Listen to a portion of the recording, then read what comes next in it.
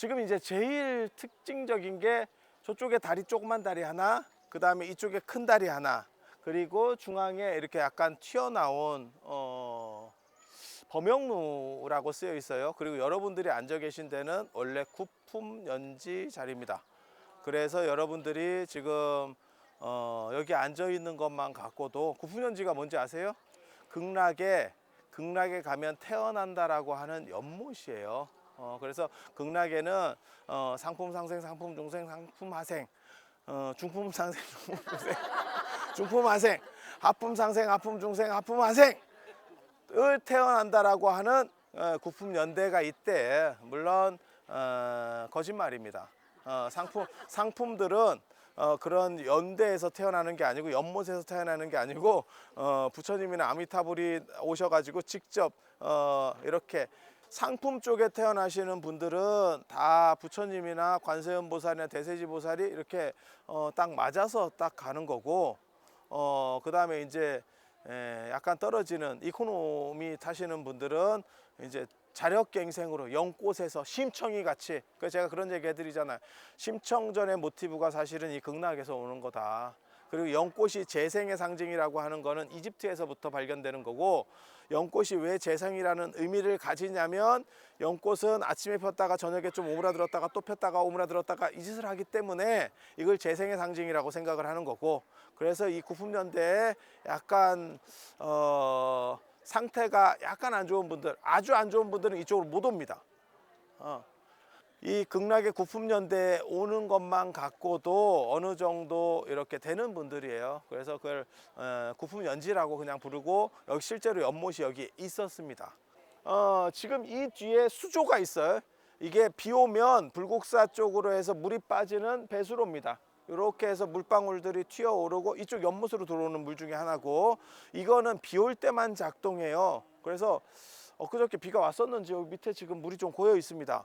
그리고 원래는 저쪽, 우리 아까 녹화했었던 저쪽에서 물이 들어오는 게 있어요. 물이 들어오는 게 있어. 그래서 그쪽으로 해서 상시 물을 돌리는 물들이 있었던 거고, 이거는 이쪽 절에서 나오는 약간 신성한 물이에요. 저 위에서부터 거쳐서 내려오는 물들이고, 그래서 두 군데를 물로 해서 이 연못이 계속 순환하는 구조로 이루어졌고, 그러면 극락의 구품연지가 있다 하는데, 극락은 어디냐? 그게 저쪽 안양문 쪽입니다. 안양문 쪽, 안양문 쪽. 그래서 안양이라는 게 극락이라는 뜻이에요. 극락은 나중에 현장 스님이 번역할 때 극락이라고 했고, 그걸 신역이라고 하고, 구역에서는 안양이라고 했습니다. 그래서 제가 그런 얘기 하잖아요. 안양시가 사실은 극락이다. 우리나라 안양시가 극락이다. 저쪽으로 들어가면 극락으로 가는 거고, 이쪽으로 들어가면 여기 자하문입니다. 자하문, 자줏빛 안개문. 자줏색이 나온다는 거는 자금성 생각하시면 돼요. 황제 아니면 이꼬르 부처님. 동아시아에서는 부처님의 예우가 황제의 예우랑 같아요. 그래서 최고 으뜸인 사람들, 그러니까는 부처님이나 황제들은 무슨 색을 쓰냐면 자색하고, 그 다음에 금색을 쓸 수 있어. 금색 쓰면, 그래서 제가 그런 얘기 하잖아요. 조선시대 때 아무리 임금이 높아도 임금님은 빨간색밖에 못 썼고 황색을 못 씁니다. 황제는 황색을 쓰는 거고, 중국의 황제는 황색을 쓰는 거고, 빨간색밖에 못 썼고, 부처님은 노란색, 황색을 쓰는 거예요. 그래서 사찰에서 임금님 제사를 지낼 때 위패를, 부처님은 남면, 임금은 북면입니다. 오히려 신하의 역할을 하도록 되어 있어요. 임금이라도. 아주 재밌어. 그래서 위계차가 그렇게 발생한다라는 정도로 아시고, 왜 자색을 쓰냐면 하늘에 북극성을 자미대제라고 합니다.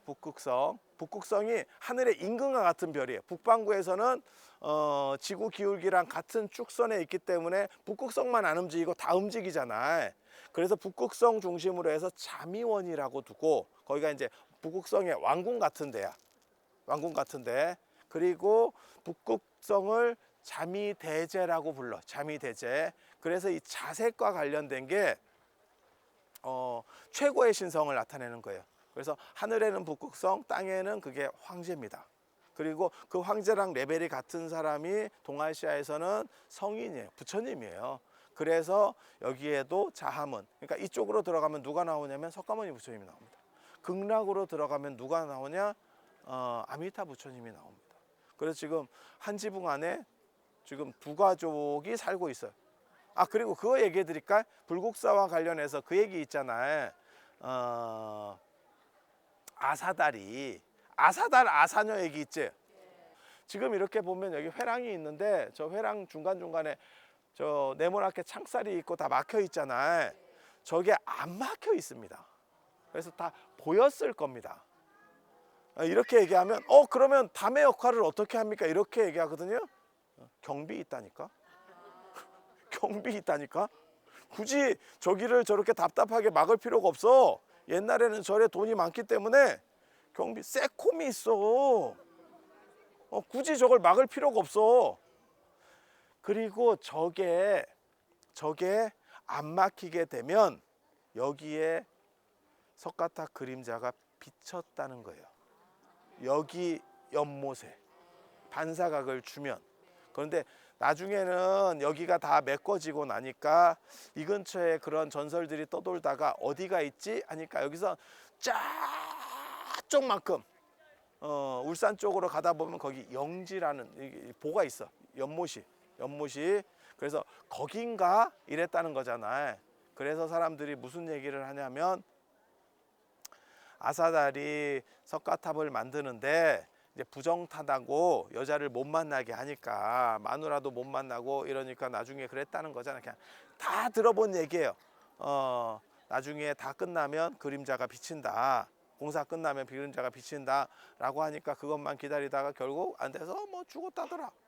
물에 빠져 죽었다더라. 뭐 이렇게. 그리고 그것을 통해서 아사달이 다 만들고 나서 또 이제 슬픔에 잠겨서 어떻게 됐다더라.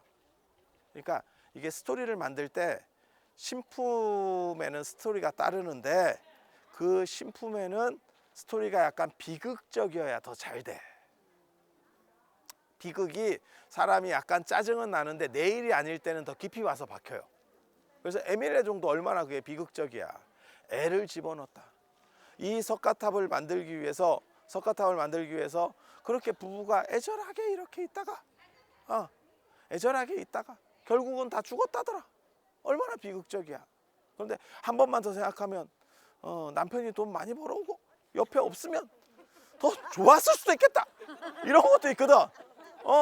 카드를 안 주고 가서 카드 받으러 왔을 수도 있어. 야, 카드 안 주고 갔어? 이래가지고 여기서 그 얘기하고 있었을 수도 있어. 그래서 카드가 없어서 죽은 거야 나중에. 그래서 이게 생각해보기 나름인데 아무튼 이 포벽이었고 예전에는 비쳤던 거를 사실은 반영한 스토리예요. 그리고 이렇게 만드는 요 계단이 굉장히 중요하거든요. 이 계단이 굉장히 중요해. 요 계단의 이름도 내가 밝혔는데 저 위에 계단이 청운교, 밑에가 백운교. 자하문이라는 건 자줏빛 안개문이라는 뜻이에요. 자줏빛 안개문. 그리고 저 계단이 총 계단 숫자를 세면 33개예요. 전 위에 상판까지. 부처님은 석가모니 부처님은 도리천에 계신다고 생각을 해요. 동아시아에서는 꼭 맞느냐? 아니 그건 아니야. 근데 화엄경에 보면 도리천궁 개참품 뭐 그러면서 도리천에 가서 설법하시는 대목이 나와. 그리고 도리천에서 어머니한테 설법한다라는 도리천 위모설법 3개월이라고 하는 얘기가 나와. 그래서 부처님을 도리천에 모신다라고 하는 그런 생각들이 있어요. 좀 복잡해. 근데 그걸 다 얘기를 해줄 수는 없고 제가 그런 거를 이제 밝힌 사람이긴 한데 지금 그런 얘기를 하면 힘들어. 그래서 그냥 도리천에 모신다라고 생각하면 되고 도리천이 어디냐면 수미산 꼭대기예요. 그래서 송나라 이전에 이게 완성이 돼. 그래서 송나라의 영조법식 그 당시에 이런 건축 같은 걸 만드는 책이 있어요. 거기 보면 부처님을 모신 좌대를 수미좌라고 합니다. 수미산 꼭대기에 부처님을 앉혀놓은 거예요. 뭐 생각하시면 되냐면 석굴암 본존불이 그렇게 좌대 앉아 있잖아요. 그 좌대가 수미좌예요. 수미좌. 그리고 원래는 네모난 좌대예요. 근데 네모난 게 약간 각지고 별로, 왜냐하면 수미산 꼭대기가 네모나거든. 그런데 이게 조금 모양이 안 좋으니까 그걸 깎아가지고 약간 동그스름하게 해서 연꽃같이 만들어 놓은 거야. 그리고 조선 후기로 넘어오면 그게 재단화되면서 수미 단이 됩니다. 그러니까 수미산 꼭대기에 부처님을 모신다는 거는 설정이 똑같은 거야. 그럼 그 수미산 꼭대기의 상징이 뭐냐? 돌이라는 뜻이 뭐냐? 33이라는 뜻입니다. 33. 인도말이에요. 일본말 아니에요. 일본말 아니에요. 일본말 도리는 새. 그래서 고돌이 하면 새 5마리잖아. 오새. 그래서 그게 공산에 3마리가 있고 딴 쪽에 2마리가 있어서 5점이잖아. 새 5마리. 예, 5마리의 새. 몰라? 그래서 5점이잖아.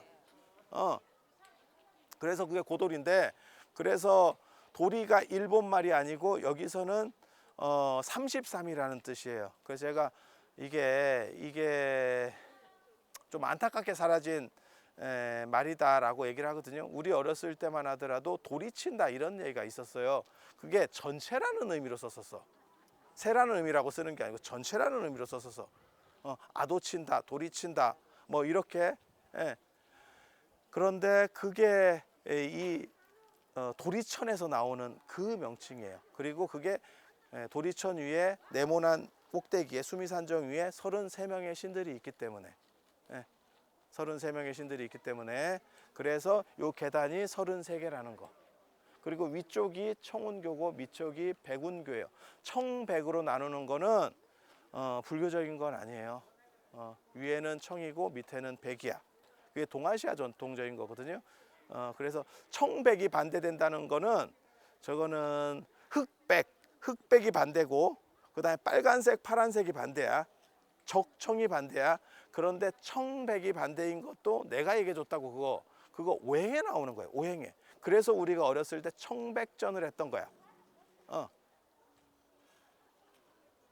아니 그렇잖아. 우리 운동회 할 때 청백전 했잖아. 그게 그런 식이 나오는 게, 이제 동쪽에 목이 청이고 서쪽에 금이 백이에요. 그래서 청백이에요. 그러니까 오행으로 하면 청백이 되는 거고, 음양으로 하면 흑백입니다. 흑백. 그 다음에 불하고 물로 하면 빨갛고 파랗고, 빨갛고 파랗고가 되고. 그래서 청백이라고 하는 거는, 이게 오행이 벌써 들어왔었구나. 상당히 그런 문화적인 풍토가 있구나. 그래서 위에는 청운교라고 하는 거는 푸른 구름. 맨 위에는, 그러니까 자 봐봐, 여기가 연못이라고 하고, 이게 기압에 의해서 이렇게 연못에 물이 이렇게 서리는 거야. 서려.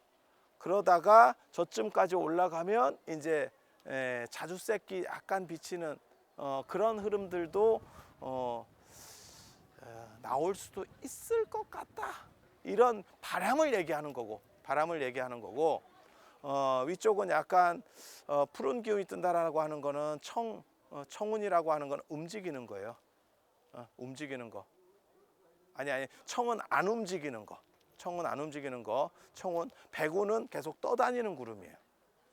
청운은 움직이는 구름, 안 움직이는 구름, 붙박은 구름. 그 다음에 백운은 움직이는 구름. 그걸 지금도 씁니다. 절에서 대중방이나 이런 공양방에 들어가면 주지스님이 안에 있고, 좌측이 청산이라고 쓰여 있어. 그 다음에 우측에 백운이라고 쓰여 있어. 청산은 뭐냐면 여기서는 산으로 나와요. 푸른 산은 안 움직이는 거예요. 흰 구름은 떠다니는 거. 그래서 청산 쪽에는 누가 앉냐면 사중에 소임자들이 앉아요. 안 움직이는 사람들. 백운은 누가 앉냐면 선방 스님이나 객들이 앉아. 이쪽은. 그래서 이쪽은 계속 왔다 갔다 하는 스님들. 이쪽은 계속 사는 사람들. 그래서 청산, 백운 이렇게 나누는 거예요. 그래서 여기는 다 구름 쪽으로 해버리니까 청운, 백운이 되는 거예요. 그래서 청운, 백운으로 33 이렇게 해서 올라가면 석가모니 부처님을 만난다. 그리고 이쪽에 보면, 이쪽은 밑에가 연화교, 위에가 칠보교입니다. 연화교인지 네가 어떻게 하느냐 가보면 연잎이 새겨져 있어요. 그래서 연화교. 이건 100% 확실합니다. 100% 확실합니다. 여기 청운교, 백운교는 내가 순서를 정했어. 논문 쓰면서. 위에가 청운교, 밑에가 백운교. 어디가 청운교인지를 몰라. 그래서 그거를 다 비정을 해냈고, 여기는 무조건 밑에는 연잎이 있어. 이렇게 새겨져 있어. 가보시면 위에 가서 보면 보여. 그리고 위에가 칠보견지는 어떻게 하느냐, 계단이 7개예요. 계단을 씌어보면. 그래서 금, 은, 유리, 수정, 만호, 자거, 진주 이렇게 해서 7개. 이 칠보는 계속 시대마다 좀씩 바뀌어요. 그렇게 해서 칠보교라는 걸 알고, 왜 그러면 여기가 더 쉬우냐? 그게 이제 난행도, 이행도라고 하는 겁니다. 난행도, 이행도. 용수의 십주비바사론에 보면 난행도는 뭐냐? 자가용을 만들어서 내가 운행하는 것 같은 게 이쪽이에요. 난행도라고 하는 겁니다. 좀 힘들어. 그래서 자기가 직접 수행을 해서 올라가야 돼. 그래서 계단이 더 많고 더 큰 거예요.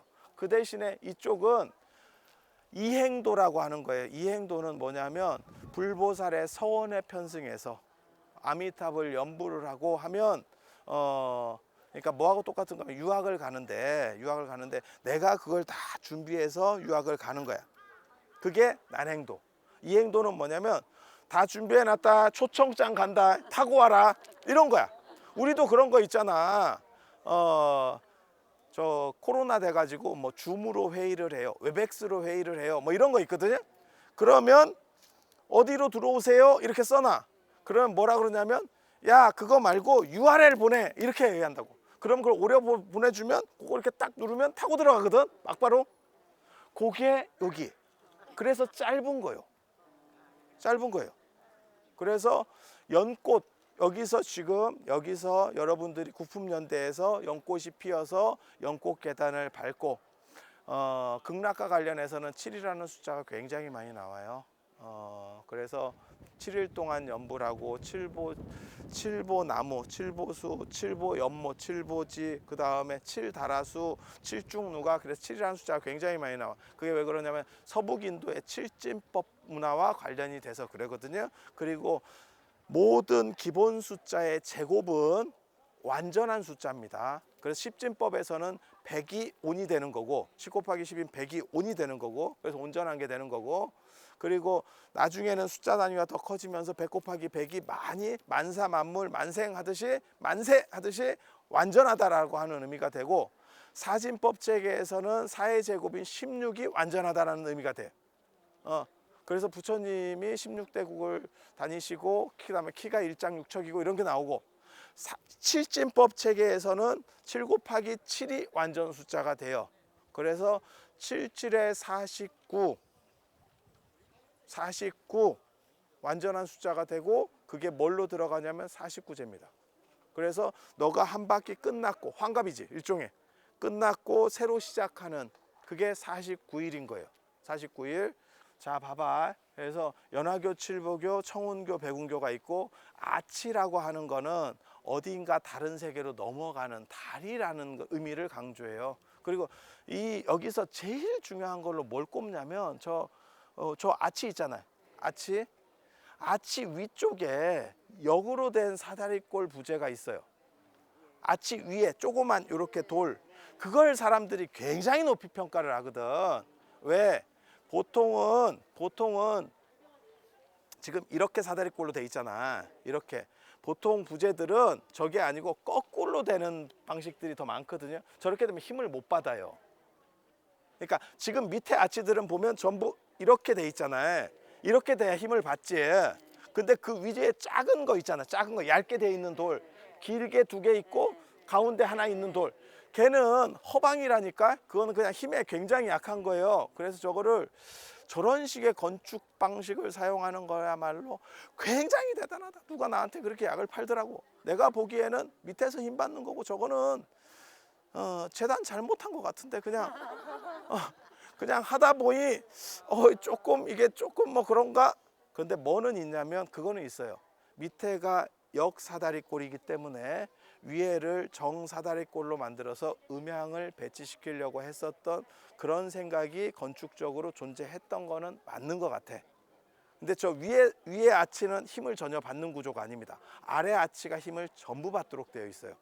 그리고 양옆에 보면, 저 아치 옆에 보면 크게 이렇게 돌들로 다 축대를 쌓아놨잖아. 그거는 힘이, 아치의 특징이 뭐냐면 힘이 밖으로 밀려요. 위에서 힘이 누르면 이 힘들이 옆으로 밀려나거든요. 그래서 저거를 저런 식으로 잡아놓는 거야. 잡아놓는 거야. 그리고 저걸 잘 잡았기 때문에 저게 안 무너지고 유지될 수 있었던 거예요. 저쪽에 막아놓는 거를, 안쪽은 당연히 막히는 거고 바깥쪽이 막히는 게 조금만 잘못됐으면 사실은 절단 났을 거예요. 그거는 폭삭을 했을 거예요. 그래서 청운교, 백운교가 오행을 맞췄다면 저것은 음양을 맞추려고 했었던, 그러니까 음양오행이라고 하는 동아시아적인 어떠한 사고 체계가 불교와 연합해서 들어간 측면들이 존재하는 것 같다라는 생각을 해볼 수 있고, 그렇게 해서 난행도 쪽으로 올라가면 뭘 만나냐면 석가탑과 다보탑을 만납니다. 석가탑과 다보탑을 만나. 제가 늘상 말씀드리지만 다보탑보다 석가탑이 훨씬 좋은 겁니다. 심플하고 단순하면서 비례를 가지고 끊는 게 진정한 디자인이에요. 그래서 언뜻 보기에는 다보탑이 훨씬 더 대단한 것 같지만 실제로는 석가탑이 이게 디자인적으로 훨씬 안정된 디자인이에요. 그러니까 적은 선을 쓰고 화려하지 않게 하면서 안정미를 주는 게 더 어렵습니다. 그리고 두 탑이 있다는 건 뭘 의미하는 거냐면 다보열애하고 석가열애. 그래서 법화경의 구조를 기본적으로, 법화경 견보타품의 기조를 까는 거거든요. 그래서 그런 식으로 돼 있어. 이 대웅전 구조라고 하는 게 뭐냐면 수미산 위에 올라간다라고 하는 거는 화엄경입니다. 화엄경입니다. 그리고 절 안에 들어가 보면 신중단이 있어요. 화엄경입니다. 그리고 석가모니 부처님은 항마촉지인을 하고 있어요. 불국사는 그렇지 않습니다. 석가모니 부처님인데도 항마촉지인 하고 있지 않아요. 그런데 보통은 다 항마촉지인을 하고 있어. 이거는 깨달은 상태이기 때문에 깨닫는 시점을 얘기하는 거예요. 화엄경입니다. 그리고 다보탑과 석가탑이 있는 거는 법화경 견보타품에 나오는 얘기거든요. 그래서 그거는 법화경이에요. 그리고 대웅전이라는 표현, 그거 법화경에서 나오는 겁니다. 대웅이라는 표현 자체가, 대웅이라고, 석가모니 부처님을 대웅이라고 지칭하는 게 법화경에서 나오는 얘기고, 그 다음에 영산회상도 그게 법화경이라는 얘기입니다. 그래서 법화화엄이 이중 구조로다가 연결된 게 이쪽 세계예요. 그리고 이 극락으로 들어가면 탑이 없어요. 제일 중요한 게 탑이 없어. 탑이 없는 이유는 탑은 부처님의 열반을 생각한다는 거예요. 그 부석사 그 비석에 나와 부처님의 열반을 상징하기 때문에 우리는 탑을 두지 않는다. 부석사에도 탑이 없거든요. 그래서 이쪽에 탑을 두지 않는 거는 아미타 부처님은 안 돌아가십니다. 그래서 저쪽에는 저기 없어요. 탑이 없어. 그런데 희한하게도 거기다가 누가 돼지를 한 마리 만들어놔요. 돼지 아니고요, 코끼리입니다. 코끼리. 예, 코끼리입니다. 극락전에다가 돼지 조각하지 않습니다. 코끼리입니다. 근데 코끼리인데 왜 돼지같이 만들어졌어요? 코끼리 본 적이 없어서 그냥 기록으로 코가 길어요 하니까 그렇게 긴지 몰랐지. 대충 이렇게 만들었지. 그래서 약간 개미핥기 같이 만들어 놓으니까 그걸 또 요즘 사람 눈으로 보니까 돼지 쪽에 가깝거든. 우리는 지금 코끼리 이미지가 분명하게 있는 거예요. 그러니까 저거 아닌데? 코끼리나 사자는 요 불국사 대웅전에 가서도 볼 수 있어요. 위쪽에도 있어요. 그러면 제가 왜 이렇게 좀 이상하게 생겼지? 거기 사자도 약간 그 감염된 듯한 사자 모습을 볼 수 있습니다. 가보면 저게 사자가 애가 좀 병들었는데? 그럴 수밖에 없어. 여러분 그렇게 생각하시면, 절대 그렇게 생각하시면 안 돼. 못 본 사람이 만든 거야. 못 본 사람이 사자가 있다더라. 그러니까 뭐하고 똑같은 거냐면 귀신이라고 하는 거하고 똑같아. 귀신을 여러분이 그려봐. 천차만별로 나와. 이게 지금 그러니까 뚜렷하게 동시 이미지가 있느냐고, 귀신은 조금 사실은 그렇고, 그냥 그거 생각해봐. 뭐냐면 외계인. 이러면 대충 외계인 이미지는 있는데 그게 공통적이냐? 그렇지 않아. 그렇지 않아. 그래서 저렇게 다양하게 나오게 되는 거는, 그러니까 사자를 보던 시절은 우리가 아까 봤었던 괴릉이나 이런 쪽에는 사자를 봤었던 시절이기 때문에 약간 사자 같고, 그 다음에 코끼리도 사실은 예전에 보기는 봤었어요. 봤던 사람들이 들어와. 그런데 지금 이 불국사, 그러니까는 조선 후기 때 불국사 이 건축들을 하던 사람들로서는 상상할 수도 없어요. 극락이라고 하는 데는 죽어서 가는 세계가 아닙니다. 그거 정확하게 구분하셔야 됩니다. 부처님은 인간계에만 태어날 수 있지 사후세계 이런 데 없습니다. 천상세계에도 없습니다. 그래서 아미타 부처님이 계시다는 얘기는 극락세계는 그냥 우리가 살고 있는 이 사바세계하고 수평세계예요. 그러니까 우주에 어디 멀리 떨어진 아주 이상적인 세계 뭐 이런 정도 생각을 하시면 돼. 그래서 거기에 가고는 싶은데 내가 갈 재주가 없는 거지. 그래서 제가 그렇게 얘기하거든요. 만약에 아프리카나 이런 데서 가난하게 사는 애들이 우리 때도 그런 거 있었어. 우리 어렸을 때도 그런 거 있었어. 스위스나 영국이나 이런 데 잘 사는 선진국 얘기가 나오면 나도 저런 데 좀 가보고 싶은데 라는 생각이 있었어. 그런데 거기를 갈 수 있어? 못 가. 막말로 얘기해서 1년에 국민소득이 한 3,000불 뭐 이러고 있는데 3,000불 하고 있는데 북유럽에서는 뭐 10만 불이야. 그럼 거기 가서 태어나고 싶지. 태어나고 싶지. 하지만 거기를 갈 수도 없고 걔네가 받아줘? 안 받아줘. 그러니까 어떻게 돼? 윤회를 믿는 사람들은 죽은 뒤에 그곳에서 다시 태어나면 이라는 생각을 하는 거야. 그래서 죽어서 가는 세계가 아니야. 그냥 살아서 가는 세계예요. 원래는 능력자는. 그리고 능력이 없는 사람은 죽은 뒤에 거기서 다시 경기를 다시 시작하는 거예요. 그래서 극락세계는 우리랑 같은 수평세계이기 때문에 높은 세계가 아니에요. 부처님이 계시는 데는 석가모니 부처님이 계시는 데는 수미단 높은 데예요. 수미산 꼭대기니까 높은 데예요. 그러니까 아미타 부처님이 계시는 데는 사바세계 같이 낮은데 석가모니 부처님이 계시는 데는 수미산처럼 높은데 그러다 보니까 칭의가 발생하는 거예요. 그래서 극락전과 그 다음에 대웅전 사이에 계단이 만들어지거든요. 그게 16개입니다. 16개가 뭐가 중요하냐라고 할지 모르지만 부처님께서 도리천에서 어머니를 위해서 설법하시다가 내려오는 도상들이 있어요. 저기 간다라나 이런 데 있거든요. 근데 그때 뭐로 나오냐면 16개가 나옵니다. 그거 내가 그걸 찾았잖아. 그래서 16개는 446 사진법에서 완전하다는 뜻이에요. 그래서 지상에서 땅으로 내려오는, 그러니까 하늘에서 땅으로 내려오고 지상에서 하늘로 올라가는 그 계단이 16개 계단이에요. 그래서 여러분들이 나중에 그쪽으로 이렇게 가서 내려가시게 되면 이게 천국에 이르는 계단이구나 라는 생각을 하시면 돼. 실제로 부처님께서 도리천에서 어머니를 위해서 3개월 동안 설법하시고 상카시아로 내려오실 때 계단을 만들어서 내려왔다는 기록이 있어요. 그 계단이 있어. 그게 상카시아에 있는 천국에 이르는 계단이야. 그 계단 유적이 법현 스님 때 일부가 남아 있었고 7계단인가 있었고 그 다음에 현장 스님 갔을 때는 더 부족했었어요. 제가 개인적으로 인도 유적지 중에서 가장 저도 궁금한 것 중에 하나가 뭐냐면 그 상카시아 탑에 대한 발굴이 좀 있었으면 도대체 무슨 유적이었길래 하늘에 이르는 계단이라는 게 도대체 이게 견적이 잘 안 떨어지거든. 이게 도대체 무슨 유적이길래 사람들이 이런 말을 했을까에 대해서 굉장히 궁금해. 그런데 안타깝게도 그 위에 힌두교 사원이 조그만 거 이따시만한 거 있어. 이따시만한 거 진짜 큰 것도 아니야.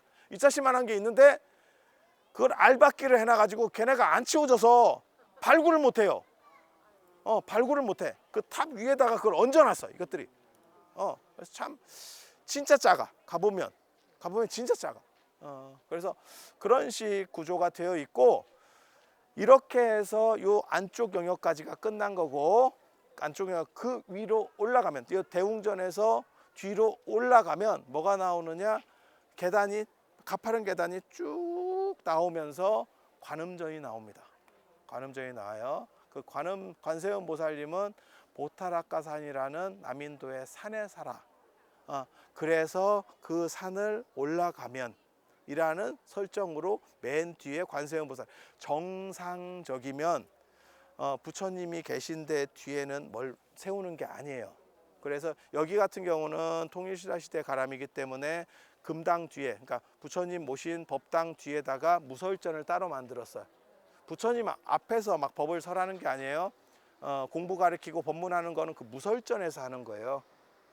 그래서 무설전이라는 게 뭐냐면 관음전 예불에서 나와 백의관음 무설설 남순동자 불문문.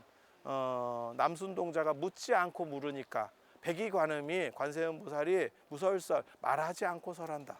그러니까 무설이라고 하는 게 가장 잘 설한 걸 무설이라고 표현한 거야. 가장 잘 설한 거. 그래서 이지러짐이 없는 거, 완전하게 가르침을 설하는 게 무설전. 그 무설전에 지금 모르겠어요. 저 정확하게 잘 모르겠는데 거기 황룡사하고 분황사에서 반환받은 사리가 모셔져 있을 거예요. 정확하게 장담은 못하겠고 저도 예전에 갔었기 때문에 장담은 못하겠고 아무튼 그런 정도가 되고, 그리고 요 대웅전과 관련해서 가장 중요한 게 대웅전 주변으로 용들이 보이는 거예요. 그 용들을 자세히 보세요. 그 용들이 여의주를 물고 있는 놈도 있고 물고기 물고 있는 놈도 코 위에 올려놓은 놈도 있고 별놈이 다 있어요. 여의주 가지고 물개 쇼 하듯이 합니다. 그래서 그거를 이렇게 한 바퀴 돌아보는 재미가 있어. 그런데 참고로 말씀드리면 용은 여의주를 상투 위에 놓습니다. 물고 있는 거 아닙니다. 물거나 손으로 잡거나 허공에 띄우고 있는 거는 동아시아 용이고 인도 용은 상투를 틀어요. 용이 나도 모르겠어. 용이 뭔 상투를 트는지. 그렇게 해서 이렇게 틀어가지고 요 안에다가 놓나 여의주를. 그래서 용의 다양한 모습이 요 대웅전 주변으로 되어 있고 그 뒤쪽으로 가면 정축선에는 벗어나 있어요. 관세음 보살을 부처님보다 뒤에 놓을 수는 없기 때문에 그래서 이쪽으로 축선을 옮겨 가지고 그래서 뭘 놔뒀냐면 보타락가산 위에 관세음 보살, 그래서 더 올라가는 그런 구조가 되어 있어요. 그래서 구조적으로만 보면 이 극락하고 X자로 관세음 보살이 모셔져 있어요. 관세음 보살은 극락 쪽 뒤쪽으로 가야 되는 거 아닙니까? 아닙니다. 왜냐하면 관세음 보살이 투잡보살이기 때문에 그래요. 관세음 보살이 참 대단한 양반이거든. 하나만 뛰어서는 안 되겠다는 생각을 한 거야. 그러니까 대세지 보살만 불쌍해요. 내가 보기에는 관세음 보살은 아미타 부처님 옆에 섰고, 하지만 여기가 올인이 아니야. 그래서 사바세계에 지불을 냈다고. 그게 보타락가산이야. 그래서 내 사업도 하나 돌리고, 그리고 저쪽 가서 월급도 하나 받고, 이래서 그렇게 두 탕을 뛰기 때문에 이쪽에서 성불이 좀 늦어도 크게 기분이가 안 나빠. 뭔 뜻인지 아시겠어? 대세지 보살은 너무 순진해요. 하나만 올인하고 있는데 나 좀 불쌍하다. 내가 나중에 내가 극락 갈 일 있으면 가르쳐주고 싶어요. 무슨 고지식한 선비야. 고지식한 선비. 그래서 그 보타락가사는 사바세계에 있는 거고, 극락은 우리 사바세계에서 10만원 국도 떨어진 수평으로 서쪽에 있는 거예요. 그래서 서로 이렇게 분리가 되어 있는 구조라고 보시면 돼. 그리고 지금 요 극락전 뒤쪽 쪽으로 가면 그 관음전 옆에 비로전이 있어요. 비로자나 부처님은 모든 부처님의 어떻게 보면 최고급이라고 보시면 돼요. 그래서 본체를 상징하는 거고, 그 본체에서 두 분의 어떻게 보면 작용이 나오는 거죠. 그래서 석가모니 부처님, 아미타 부처님. 그래서 뒤쪽에 모셔져 있고, 그래서 전체적으로는 이중 구조. 그래서 난행도, 이행도. 그러니까 쉽게 말해서 어려운 길, 쉬운 길.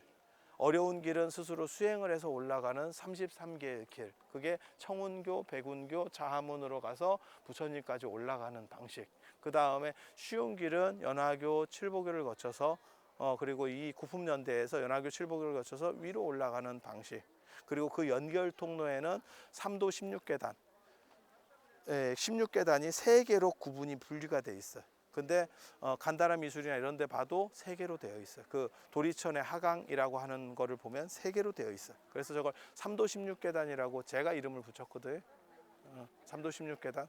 그거는 경전에 나와. 부처님께서 3도로를 타고 내려오셨다라는 게 경전에 나와. 근데 3도 16계단이라는 표현은 내가 쓴 건데, 그리고 비로전과 관음전은 그 중심 축선에 있는 게 아니고 삐딱하게 있어서 외부 영역과 어떻게 보면 관련된다라고 보시면 돼요. 그래서 약간의 메인은 아니고 그래서 그렇게 약간 틀어놨다더라. 그리고 이 석축 만든 것과 관련해서 지금 여기 보이는 게 이게 범영루인데 옆에 이렇게 축대를 봐봐. 요 밑에 쌓아놓은 거 봐봐. 그러면 이게 모래시계 같이 돼 있지. 옛날 사람들이 수미산을 생각할 때 제일 많이 생각한 게 저런 모래시계형이에요. 그러니까 두 가지 형태가 있거든요. 저런 모래시계형하고 정사각형 큐빅 같이, 예, 큐브 형태로 되어 있는 두 가지가 있어요. 예. 그래서 이거의 또 다른 이름이, 이건 범영루라고 하는 거는 뭐냐면 그림자가 어린다는 뜻이에요. 여기가 예전에 연못이었기 때문에, 그러면 옆에서 보고 있으면, 앞쪽이나 이런 데서 보고 있으면 저게 여기 물에 이렇게 어리겠지. 그래서 범영루야. 근데 저기 또 다른 이름이 수미범종각이에요. 저게 수미산이야, 수미산. 그래서 여기 33계단과 저기 수미산이 연결돼서 저 지상은 수미산이고 부처님 공간이구나 라고 하는 걸 알 수 있는, 요건 굉장히 특징적인 건축이고, 요게 수미산과 관련된다라고 하는 거를 밝힌, 확정 지은 사람이 또 접니다.